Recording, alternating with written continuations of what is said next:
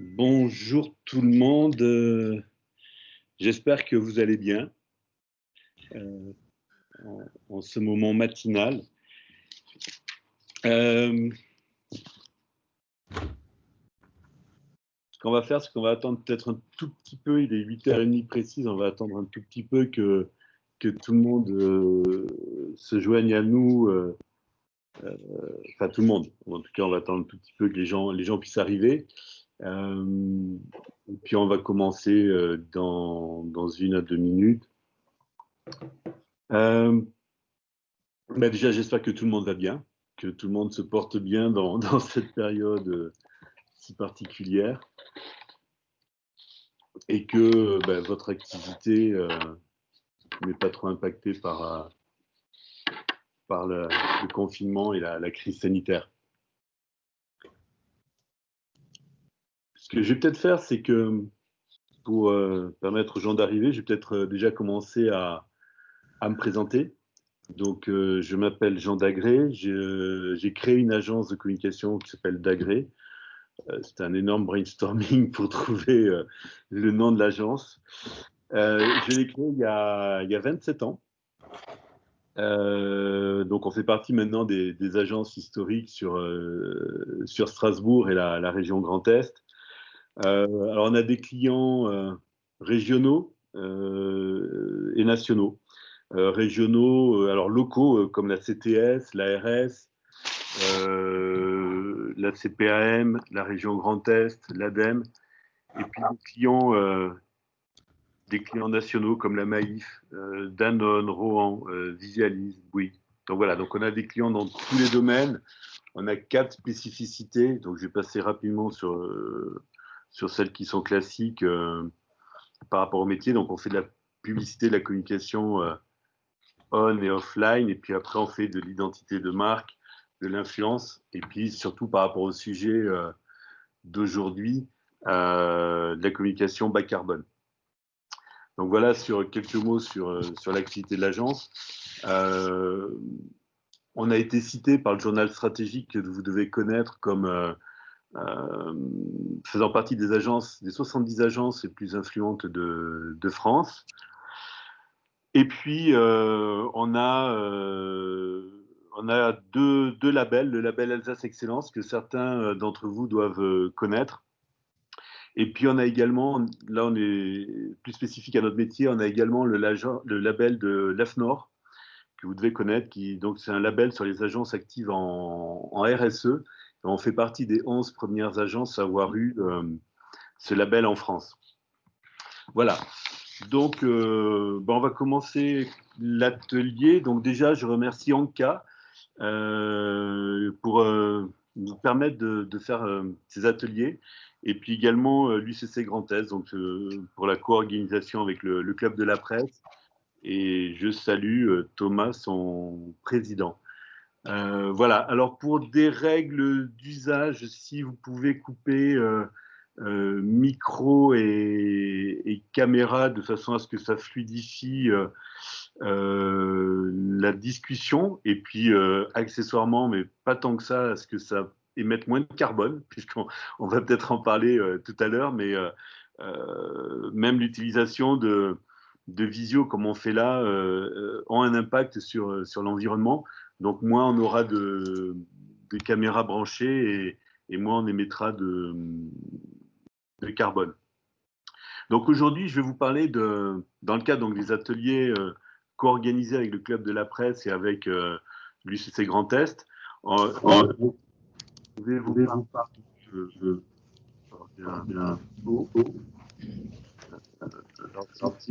coupez vos micros. Voilà. Je vais vous parler donc, dans le cadre du sujet « Quelle communication pour 2021 ?» Je vais vous parler donc d'un sujet assez spécifique qui est comment réduire l'impact de sa communication sur l'environnement. Alors, bon, évidemment, vous le savez tous, hein, tout ce que l'on fait en tant qu'être humain a un impact sur l'environnement, dans notre vie quotidienne, dans notre activité professionnelle. Pour vous donner un exemple, un Français émet 11 tonnes de CO2 par an dans son activité normale. Donc voilà, donc forcément, la communication a un impact sur l'environnement. Alors, pour vous permettre de bien comprendre comment je vais traiter ce sujet, je vais d'abord aborder une partie qui est très conjoncturelle, parce que cette année, en plus de la crise du Covid, il y a quand même une forte préoccupation des citoyens par rapport à l'impact sur l'environnement et plus particulièrement quand même aussi sur la publicité. Donc je vais vous parler assez rapidement pour commencer de quelques dispositions ou engagements ou recommandations qui ont été faites. Ça, c'est dans un premier temps. Et puis dans un deuxième temps, je vous donnerai quelques exemples extrêmement concrets sur comment réduire votre impact ou l'impact de votre communication en termes de CO2. Alors, cette année, il y a eu 4 événements assez majeurs par rapport à la communication et l'environnement, fortement liés entre eux. Le premier, pardon, c'est la Convention citoyenne pour le climat. Vous avez dû en entendre parler. Je vous ferai un tout petit focus sur ça en suivant, surtout sur la publicité. Ensuite, il y a le rapport de Thierry Libert. C'est un rapport qu'il a remis à Elisabeth Borne, qui est un rapport qui fait 80 pages et qui est intitulé Publicité et transition écologique. Ensuite, il y a également un projet de loi qui a été déposé par un député, Mathieu Orphelin, et une réflexion du gouvernement et particulièrement de la ministre de la Transition écologique, Barbara Pompili.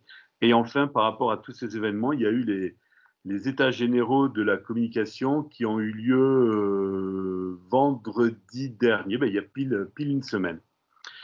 Voilà. Alors, très rapidement, la Convention citoyenne pour le climat avait comme pour mandat de définir une baisse d'au moins 40% des émissions de gaz à effet de serre d'ici 2023. Donc, dans un mois, on sera en 2021. Donc, ça vous donne une idée de l'échéance. C'est extrêmement rapide. Et la baisse de 40% est extrêmement ambitieuse. Et donc, dans cette Convention citoyenne pour le climat, il y a 3 propositions qui ont émergé par rapport à la publicité. Je vais vous les dire synthétiquement. La première proposition, c'est d'interdire la publicité sur les produits les plus émetteurs en gaz à effet de serre sur tous les supports publicitaires, que ce soit off et online. Alors, par exemple, la proposition vise à interdire la publicité autour des voitures qui consommeraient plus de 4 litres au 100, ou par exemple d'interdire aussi la publicité sur les compagnies aériennes ou sur les trajets qui ne peuvent pas être faits en TGV. Ça, c'est la première proposition. La deuxième proposition, c'est réguler la publicité pour limiter fortement les incitations quotidiennes et non choisies, notamment par rapport aux incitations à consommer. Donc là, un exemple, c'est d'interdire et de réduire l'affichage publicitaire, par exemple en zone urbaine, et d'interdire les messages, sauf pour des infos locales ou culturelles. Mais avoir des infos commerciales et incitant à la consommation serait interdit. La troisième proposition de cette convention citoyenne, c'est une incitation qui demande de mettre en place des mentions ou une mention, enfin il y a plusieurs mentions qui sont proposées, mais je vais vous en citer une pour inciter à moins consommer. C'est-à-dire qu'à chaque fois que vous voulez acheter un produit sur Internet, alors je ne sais pas moi, une crème de beauté, une paire de chaussures, enfin que sais-je, vous aurez un message qui va dire en avez-vous vraiment besoin? La surconsommation nuit à la planète. Voilà, et ça serait pour les achats, alors j'ai cité Internet, mais également sur la publicité traditionnelle. Donc ça, c'est Convention citoyenne de la publicité qui a pour objectif de réduire de 40% l'impact des émissions de CO2 d'ici 2023. Précédemment, donc, je vous ai parlé d'un deuxième point, c'est le rapport de Thierry Libert qui a été donc remis à Elisabeth Borne et qui vise à tout ce qu'il faut faire pour réduire l'impact de la publicité sur l'environnement. Alors, la Convention citoyenne pour le climat, vous pouvez tout trouver, toutes les propositions qui ont été faites sur Internet. De même, le rapport de Thierry Libert, qui fait 80 pages, vous le trouverez également sur Internet. Alors, dans ce rapport, je vais vous citer deux, trois choses. Premièrement, Thierry Libert cite les initiatives positives prises par les agences vis-à-vis de la communication et de la protection climatique.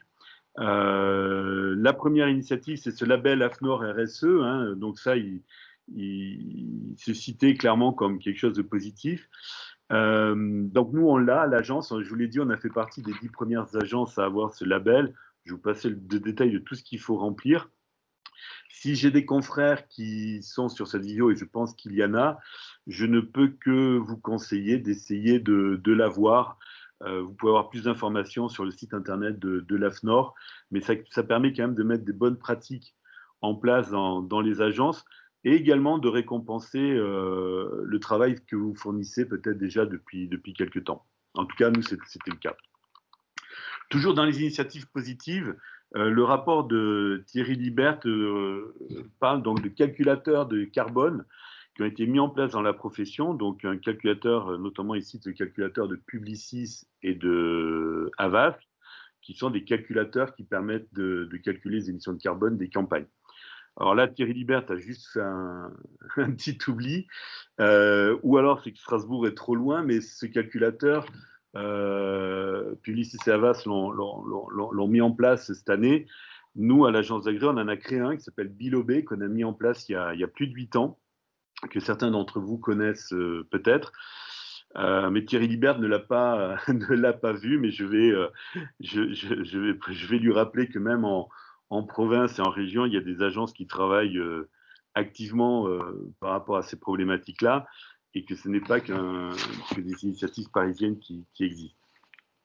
Et enfin, je vais pas les détailler, mais ce rapport donc parle de nouveau un écho. Voilà, ce rapport donc parle de 16 propositions avec un objectif de neutralité carbone pour l'ensemble de la profession à 2050. Alors là, ça me paraît très très loin, mais pourquoi pas. Mais c'est sur l'ensemble de la profession et donc le champ devient très vaste. Je vais vous citer un exemple, moi qui m'a interpellé. C'est qui est donc cité que j'ai repris dans le rapport de Thierry Libert. Dans The Guardian, The Guardian, donc un journal britannique, The Guardian a décidé cette année d'interdire toutes les publicités provenant d'entreprises ayant des activités fossiles. Donc vous voyez que même la neutralité carbone pourrait aller donc jusqu'à ce que des médias refusent tout type de publicité, et pas que les exemples dont j'ai parlé tout à l'heure, provenant d'entreprises ayant des activités fossiles. Alors reste à définir ce qu'est une activité fossile, mais voilà. Ces deux, donc la Convention citoyenne pour le climat et le rapport de Thierry Libert ont abouti, j'ai envie de dire, je pense qu'il y a quand même un lien de cause à effet, à un projet de loi qui a été déposé par Mathieu Orphelin. Ce projet de loi, je vais vous donner le sujet, donc projet de loi visant la suppression de la publicité pour les produits polluants. Donc aujourd'hui, sur le bureau de l'Assemblée nationale, il y a un projet de loi qui va peut-être interdire la publicité pour la voiture, pour les compagnies aériennes et un certain nombre de sujets. Ce projet de loi de Mathieu Orphelin donc, a été également regardé de près par le gouvernement de Jean Castex. Et donc Barbara Pompili prévoit de déposer un projet de loi dans le même sens. Donc ça veut dire qu'on va très vite se retrouver dans un cadre légal assez contraignant en termes de publicité pour les produits dits polluants. Alors même si il y a aujourd'hui un débat assez juridique qui est de dire comment on peut interdire une publicité pour un produit autorisé. C'est-à-dire que si les normes que nous connaissons au niveau européen autorisent un produit, pourquoi une loi interdirait sa publicité? Voilà. Je ne vais pas rentrer dans ce débat qui est juridique et un peu complexe. Et enfin, pour finir, la profession par rapport à tout ça a réagi. Alors, elle a réagi en amont et bien avant ces dispositions-là par la création de la filière communication qui est menée de main de maître par Mercedes ERA. Mais elle a réagi aussi en faisant ses premiers états généraux, donc je vous l'ai dit vendredi dernier, avec une prise de conscience très forte et une volonté de réagir rapidement, puisqu'il a été décidé alors, de beaucoup de choses, mais peut-être deux choses concrètes, peut-être la création d'un écolabel pour la publicité, ainsi que la création d'un calculateur de CO2 qui permet d'éco-concevoir, d'éco-produire et d'éco-diffuser. Cet écolabel est promis a priori pour dans 3 mois, sachant que nous en avons déjà un qui regroupe ces trois points, qui s'appelle Bilobé, et que Publicis et Havas aussi en ont déjà un. Donc, on attend un petit peu de voir à quoi va ressembler cet éco-calculateur, mais ça serait un outil vraiment bénéfique pour la profession.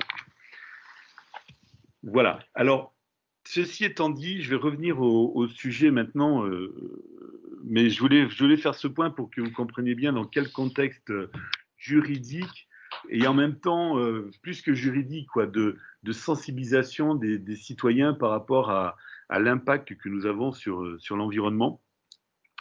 Donc il y a cet impact indirect dont je viens de parler.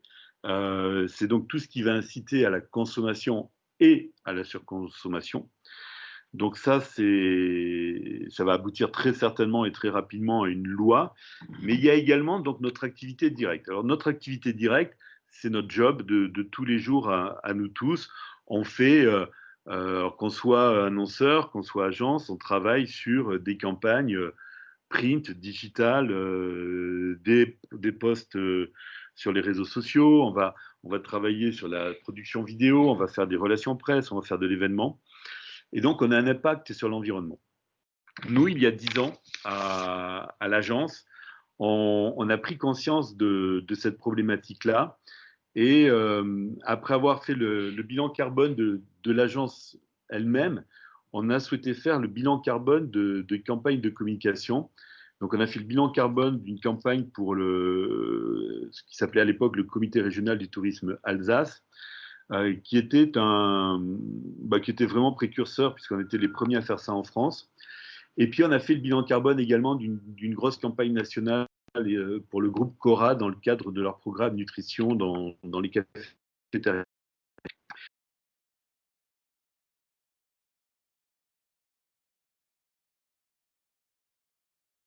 Voilà, je suis désolé, nous avons eu un petit bug, voilà. Donc, je commençais donc à vous parler donc de Bilobé qui permettait donc de calculer, réduire et compenser les émissions de CO2. Donc, nous, comment on fait? On travaille sur l'ensemble, enfin sur les 3 grands piliers de notre métier, hein, que vous connaissez tous. C'est d'abord la conception et la création. Ça, c'est le premier pilier. Le deuxième pilier, c'est la production, donc tout ce qui va être impression, production vidéo, production de sites internet, etc. Et puis, le troisième pilier, c'est la diffusion. C'est tout ce qui est plan média, emailing, distribution en boîte aux lettres, etc. Voilà. Et donc, nous avons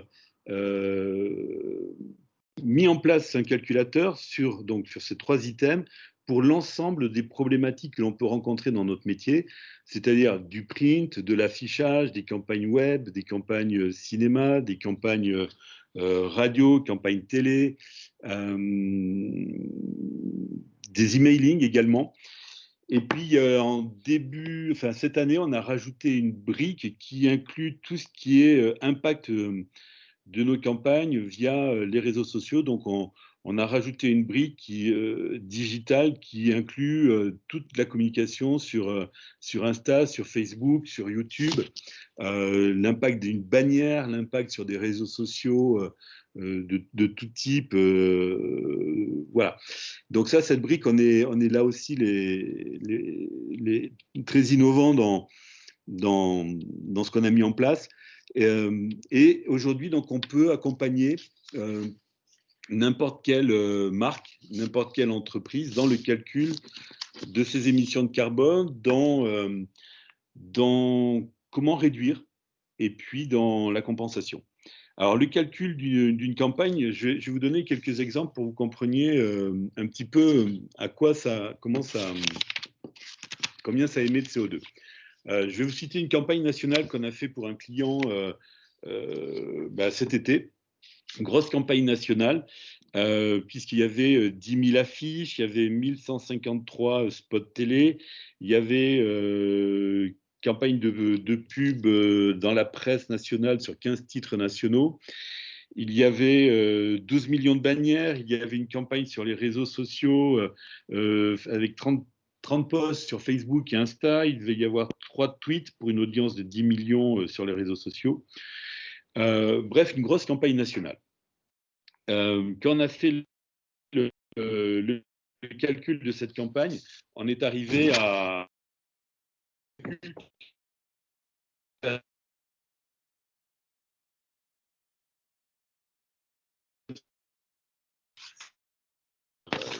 c'est parlant, mais ça équivaut à 1 million de voitures. Aussi, ça vous paraît peut-être pas très parlant, 1 400 000 km en voiture, mais c'est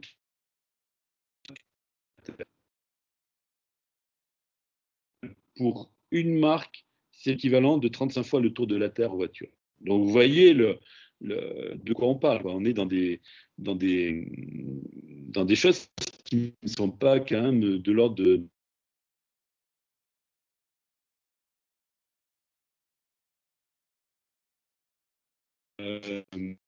à une de réduction. Donc, en l'occurrence, on fait toujours 1% de réduction des CO2. Ce calcul, donc, il est détaillé. On va savoir comment et sur quel on va pouvoir agir pour réduire et optimiser l'ensemble du spectre de la campagne. Je vous donne des exemples qui ne sont pas forcément valables sur ce client-là, mais qui sont de bon sens. Si vous avez un imprimeur en Pologne que vous devez livrer pour une marque française, un imprimeur en Pologne ou en Tchéquie, et que vous devez livrer à Paris, à Lille, à Lyon, à Marseille, à Nice, vous allez avoir un impact très fort sur l'environnement. En prenant un imprimeur français, vous serez plus proche. Mais là aussi, vous pouvez agir également sur votre plan média en réfléchissant sur, donc là j'étais sur la partie, on va dire, production, mais sur le plan média, vous pouvez voir s'il vaut mieux privilégier des affiches papier ou si vos affiches en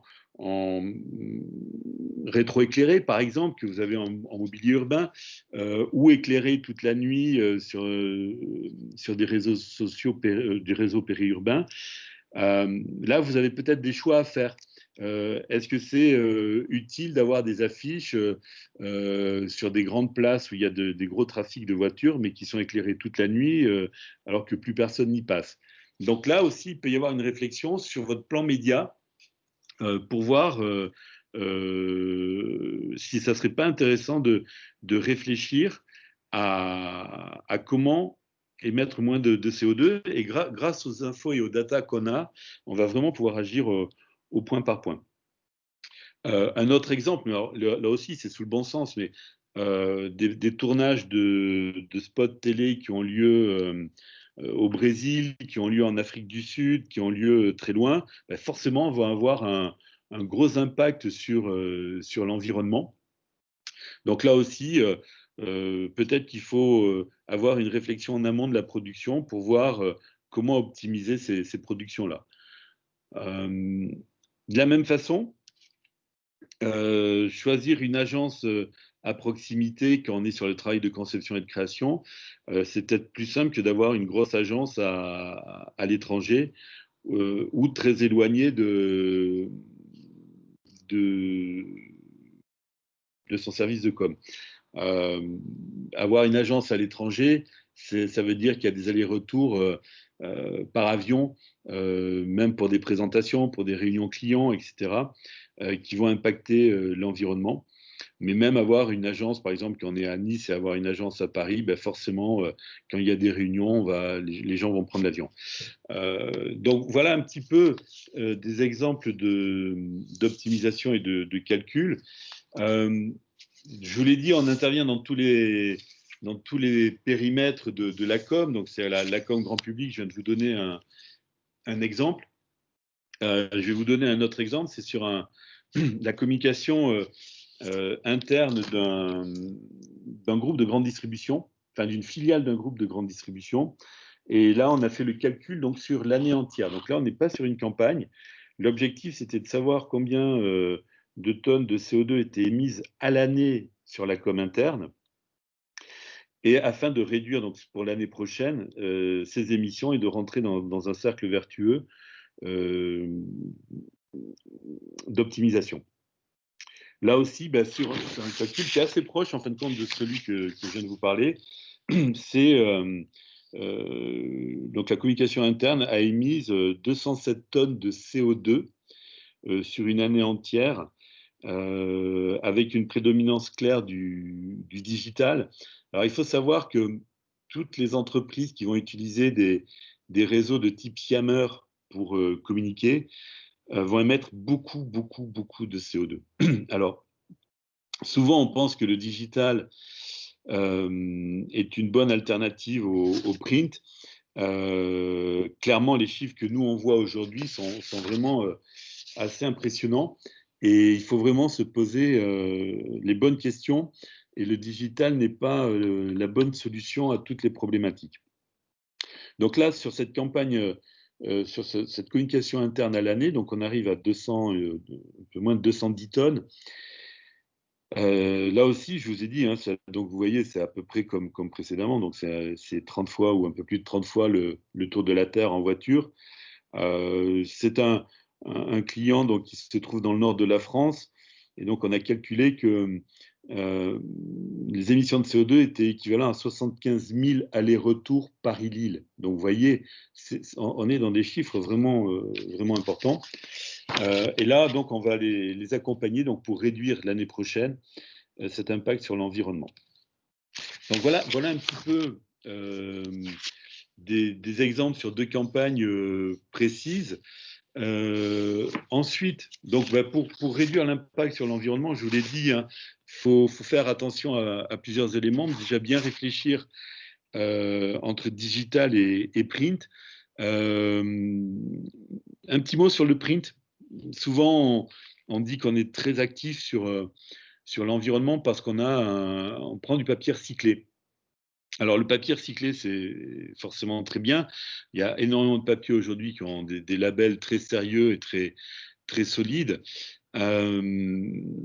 Néanmoins, si vous avez un papetier en Scandinavie, un imprimeur en Espagne, et que vous livrez des prospectus à Lille, le papier à beau être recyclé, il va avoir un impact colossal sur l'environnement. Donc, je vous ai parlé aussi de choix d'affichage, de bien choisir ses réseaux, de voir si vous pouvez, en prenant un tout petit peu moins de réseaux, un peu moins d'affiches, si vous ne pouvez pas, sans impacter l'efficacité de votre campagne, réduire un tout petit peu quand même vos émissions de CO2. Où est-ce que je fais mes tournages? Combien de personnes viennent sur les tournages? Voilà, ça, c'est des pistes qui sont vraiment, vraiment intéressantes. Sur les réseaux sociaux, pareil, quoi, éviter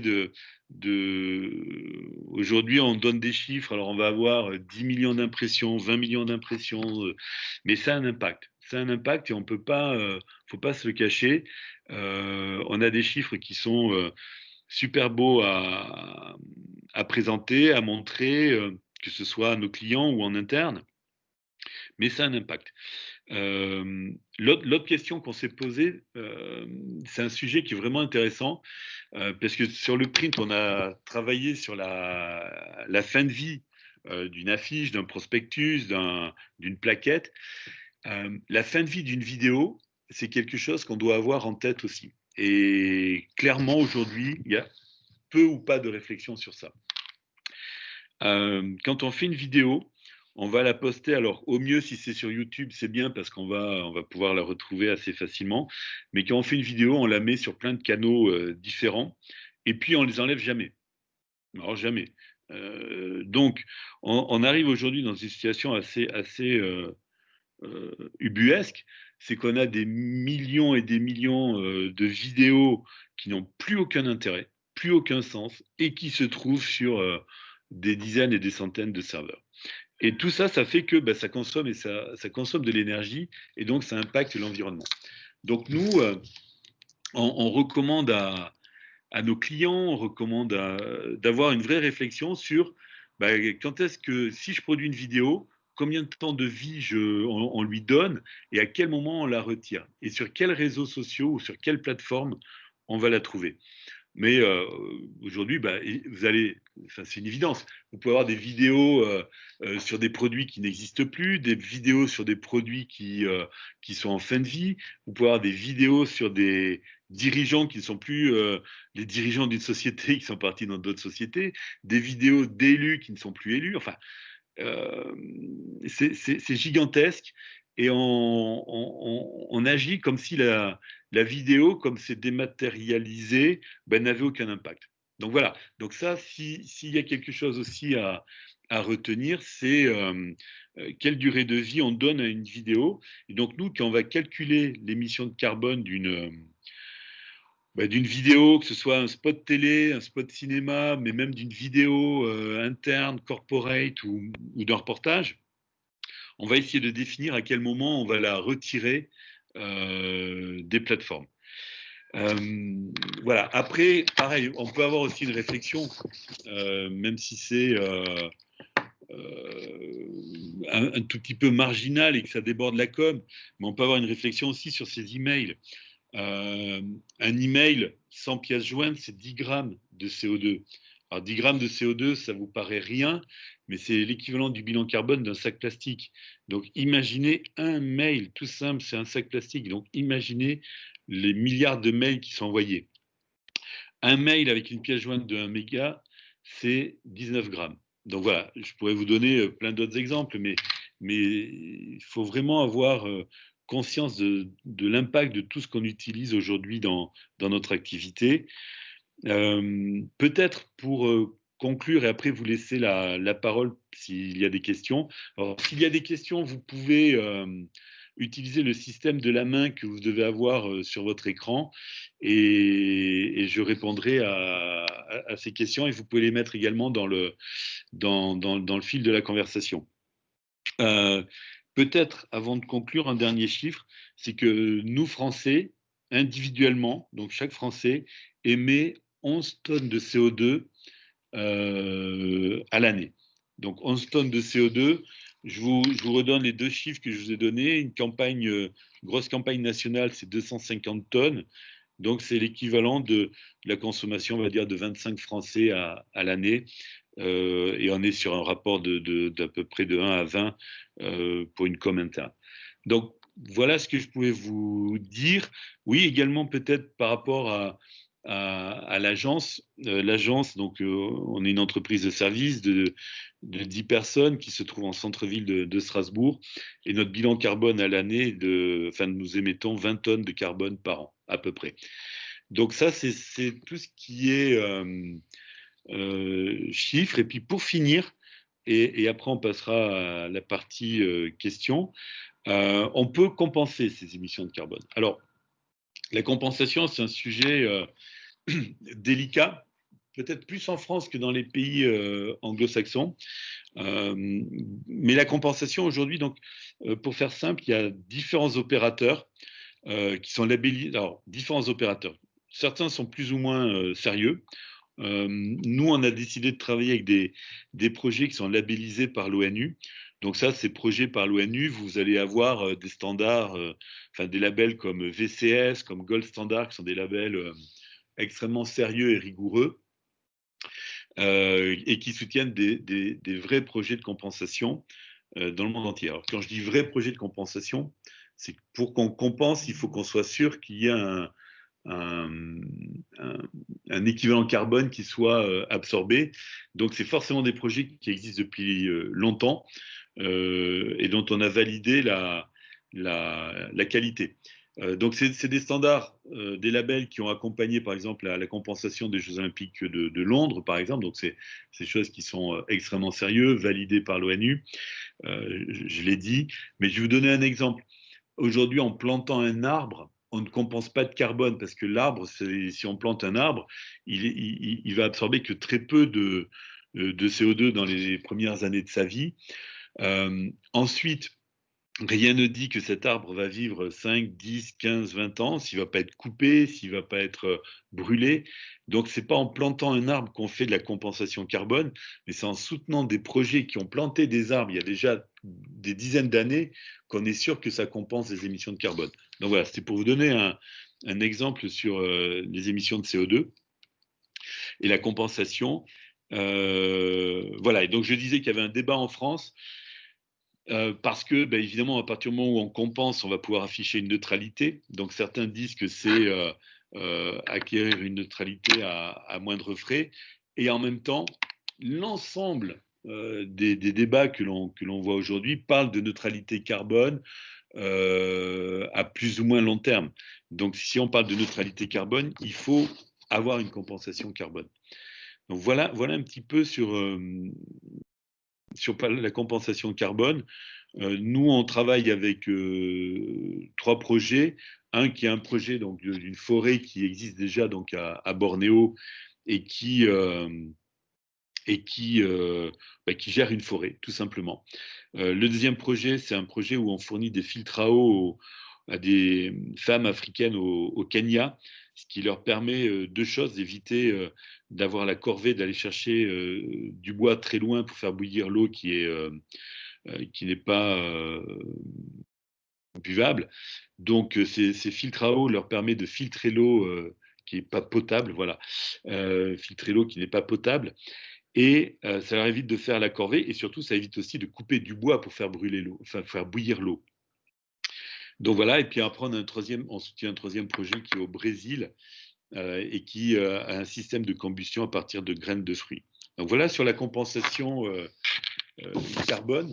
Et puis ce que je vous propose maintenant, c'est de voir s'il y a des questions. N'hésitez pas à les mettre dans la conversation. Et puis voilà, je répondrai à ces questions. Alors, je suis en train de regarder.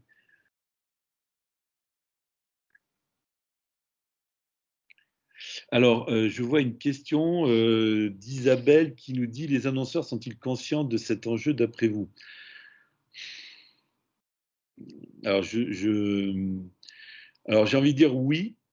Oui, parce que, alors, oui, parce que tous les gros annonceurs, toutes les grosses entreprises sont, de par la loi, obligés d'agir sur leur impact environnemental. Après, sur l'impact de la communication, je pense que c'est un peu plus flou. Déjà parce que les gens ne savent pas qu'on peut, enfin, s'ils savent, on peut faire le bilan carbone d'une campagne, on en a fait il y a 10 ans. Mais peut-être que par rapport à la communication, il y a encore une forme d'immaturité du marché sur combien on émet de carbone en faisant des campagnes de com. Et puis sur le fait qu'on peut réduire, et c'est ça qui est important. Donc je pense qu'il y a des annonceurs qui ont conscience de ces enjeux, qui commencent à mettre en place des éléments forts. Hein. C'est pas pour rien si 2 opérateurs comme Havas et Publicis ont créé leur calculateur cette année. C'est que eux qui travaillent pour des très grandes marques ont forcément eu des demandes. Donc je pense qu'il y a vraiment une prise de conscience, mais qui est encore faible. Et après, au niveau en dessous, je pense que c'est encore un peu plus diffus. Certainement qu'il y a une prise de conscience, mais après, soit par méconnaissance des outils qui sont là sur le marché, peut-être aussi par méconnaissance par rapport à la méthode pour voir comment calculer et réduire ces émissions.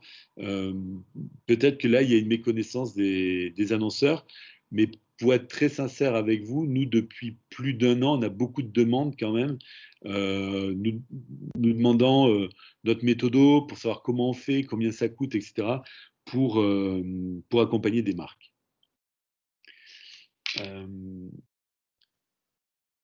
Alors, je ne sais pas si vous avez d'autres questions. Moi, je n'en vois pas d'autres. Attendez, je vais remonter le fil d'actu.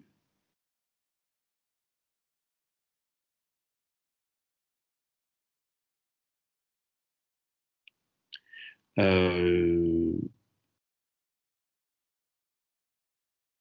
suis désolé, oui, il y a eu des coupures, hein, je suis vraiment désolé. Voilà, donc je ne sais pas s'il y a d'autres questions. Alors, Vanessa qui nous demande est-ce enseigné dans les masters marketing comme dans les écoles? Non. Non, alors clairement non. C'est un vrai sujet. Je ne vous l'ai pas dit, mais je fais partie de la commission RSE de l'AACC, donc qui est le principal syndicat d'agences de com nationale. Et au sein de l'AACC, de cette commission, il y a une vraie volonté de mettre dans le cursus des écoles des cours et un enseignement sur l'impact environnemental des campagnes. Clairement, il faudrait que ce soit enseigné parce que si comment je vais dire ça, si on fait passer la bonne parole dans toutes les écoles de com en France, forcément, ça permettra de mettre en place des bonnes pratiques derrière. Alors, la marque Fago annonce compenser 100% de ses émissions avec la plantation d'arbres. Faut-il se questionner? Question de Stéphanie. Alors, je ne connais pas la marque Fago et je ne sais pas avec quel projet elle compense ses émissions de CO2. Mais il faut toujours faire attention. C'est pas en plantant un arbre qu'on compense des émissions de carbone. C'est un arbre qui vit depuis 10 ans qui va commencer à compenser des émissions de carbone. Donc, c'est pas vraiment la même chose. C'est pour ça qu'il faut être très, très, très vigilant. Je vais vous raconter une anecdote. Alors, je n'ai pas cité son nom parce que c'est un gros opérateur national, mais on travaillait avec lui au tout début où nous, on a commencé à planter des forêts il y a une quinzaine d'années. Donc, on a soutenu des projets en Afrique, on a soutenu des projets en Guyane, on a soutenu des projets au Pérou, voilà, un petit peu partout dans le monde. Et il s'avère qu'un jour, on a eu des clients en Guadeloupe, enfin Guadeloupe, Martinique et Guyane. Alors, je suis désolé, c'est un peu à l'encontre de ce que je disais, où il faut choisir des agences de proximité, mais à l'époque, ils n'avaient pas trouvé en local une agence pour les accompagner, donc ils nous avaient choisi. Donc, je suis allé en 3 ans, je suis allé 2 fois là-bas. J'ai compensé mes émissions de carbone sur mon voyage. Mais ce qu'il y avait surtout d'intéressant, c'est que comme je suis allé en Guyane, j'ai demandé à aller voir la forêt qu'on avait plantée. C'était à côté de Saint-Laurent-du-Maroni. Et ben, on n'a jamais pu la voir. On n'a jamais pu la voir. Il y a eu plein de bonnes raisons, que la route n'était pas sécurisée pour rentrer de nuit, qu'il y a eu des inondations, etc. Et donc, on n'a pas pu voir les arbres qu'on avait plantés. Et c'était une petite forêt. Donc voilà, on en a déduit que la forêt n'était pas forcément existante ou vraiment en forme. Et donc, on a choisi de changer d'opérateur. Et aujourd'hui, maintenant, c'est pour ça que si vous devez faire la compensation, moi, je vous encourage à travailler avec des labels qui sont validés par l'ONU. Sinon, ça n'a pas de sens, quoi. Alors, justement, représente-t-il... Oh, alors Isabelle donc pose la question du pourcentage du coût d'une campagne. Alors clairement, par rapport à la campagne nationale dont je vous ai parlé tout à l'heure, hein, sur le coût du calcul par rapport au pourcentage du coût d'une campagne, on n'est même pas de l'ordre de 1%, quoi. On est vraiment très marginal en termes de coût. L'idée que nous, on a eue, c'était d'avoir un coût qui soit accessible pour tout le monde et qui, comment dire, qui n'impacte pas le budget de la campagne. Donc sur des grosses campagnes nationales, on n'est même pas on est sous les 0% du coût de la campagne, on doit être à 0, et quelques pourcents. Voilà. Cécile, merci Cécile de nous dire que l'ISCOM propose un cours donc, sur l'impact en RSE en 3e et 5e année. Donc bravo à l'ISCOM, c'est bien, c'est une très bonne initiative. Faudrait vraiment que ça se généralise parce que il faut vraiment. Je crois que nous aujourd'hui, on a une responsabilité clairement en tant qu'acteur économique, qu'on soit agence ou annonceur, mais il faut vraiment que les futures générations le voient pas comme quelque chose d'exceptionnel, mais comme quelque chose d'intégré dans la réflexion. Il faut savoir qu'aujourd'hui, par exemple, alors évidemment, quand un annonceur choisit une campagne, il va la choisir par rapport à sa créa, il va pas la choisir par rapport à son budget, il va la choisir peut-être par rapport à son GRP, donc son efficacité. Mais demain, et peut-être dans pas si longtemps que ça, il va peut-être aussi la choisir par rapport à son impact sur l'environnement. D'où l'importance de pouvoir faire un calcul très rapide en amont. Nous, aujourd'hui, on peut, par exemple, accompagner des annonceurs qui interrogent 3 agences en amont de leur campagne, donc sous une consultation. Et nous, on peut calculer, par exemple, sur les projets présentés par ces 3 annonceurs-là, 3 agences-là, pardon, on peut calculer l'impact de chacun des projets. Donc l'annonceur pourra choisir et l'impact d'efficacité et évidemment la créativité, mais il peut choisir en toute connaissance de cause le projet qui émettra moins de CO2, le moins de CO2. Donc ça, c'est quelque chose qui va être très important et clairement, je pense que dans 2-3 ans, l'impact environnemental va être un critère de sélection. Mais on peut même imaginer que des collectivités décident de mettre un référentiel RSE et impact sur l'environnement dans les appels d'offres. Il n'est pas interdit de se dire que demain, on demande aux agences de nous dire le projet que vous nous remettez, combien il émet de CO2. Donc, et ça, je pense que ça peut arriver très très vite. Donc vraiment, ce qui paraît pour nous aujourd'hui exceptionnel, demain, je pense que ça risque d'être la norme. Il y a certains appels d'offres où l'impact RSE ou les dispositions RSE font partie de la note aussi.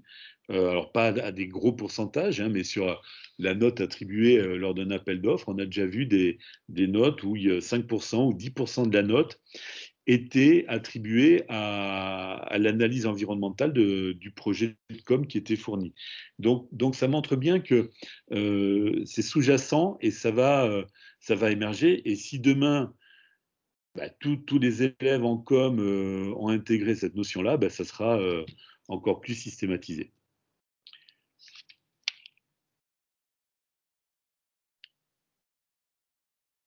Alors, Muriel nous dit, je vous invite à écouter ou lire un label français Forest Bay Carbone pour lutter contre les dérives. C'est très bien. Je ne connais pas, mais merci Muriel.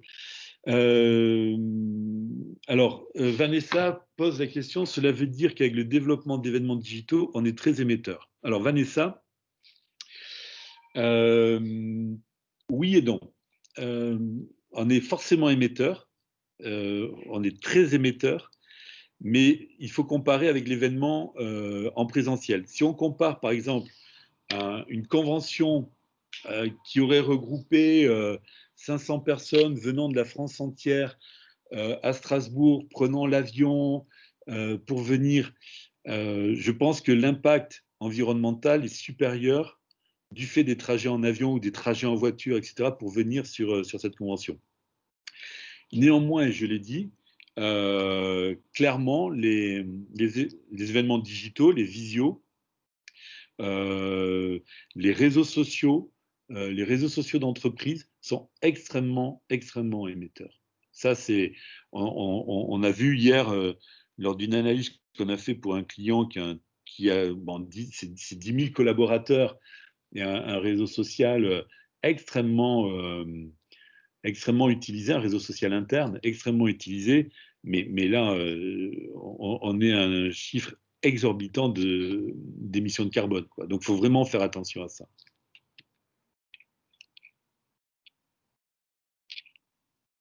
Voilà, je ne sais pas s'il y a encore des questions, profitez-en. Après, voilà, il est 9h24, donc on a encore 5 petites minutes. Voilà, alors s'il n'y a pas d'autres questions, si vous voulez en savoir plus, si vous voulez plus d'explications sur l'un ou l'autre sujet, vous pouvez me contacter via ma page LinkedIn ou en appelant ou en m'envoyant un mail ou en appelant l'agence, mais LinkedIn, c'est peut-être le plus simple encore aujourd'hui. Voilà ce que je pouvais vous dire sur l'impact que nous avons sur l'environnement de par notre activité de communicant, qu'on soit agence ou annonceur. J'espère vous avoir donné quelques billes assez concrètes pour voir comment réduire votre impact. Et puis, moi, je ne peux qu'espérer que tout le monde prend conscience de tout ceci, parce que c'est important. Alors, c'est essentiel et on n'a plus trop le choix. On voit bien que l'impact environnemental est devenu, a fortement abîmé la planète. Donc, évitez de surconsommer, même si je pense qu'il faut toujours définir un peu les choses et que c'est un peu compliqué, mais réfléchissez bien avant d'acheter un produit. Et puis voilà, et puis agence et annonceurs, faisons le boulot pour être un peu meilleur sur notre impact sur l'environnement.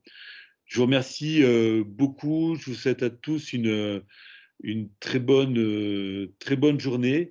Et puis, on est à votre disposition et prenez soin de vous et de votre entourage. Voilà, moi je vous remercie et puis je vous dis à bientôt. Au revoir.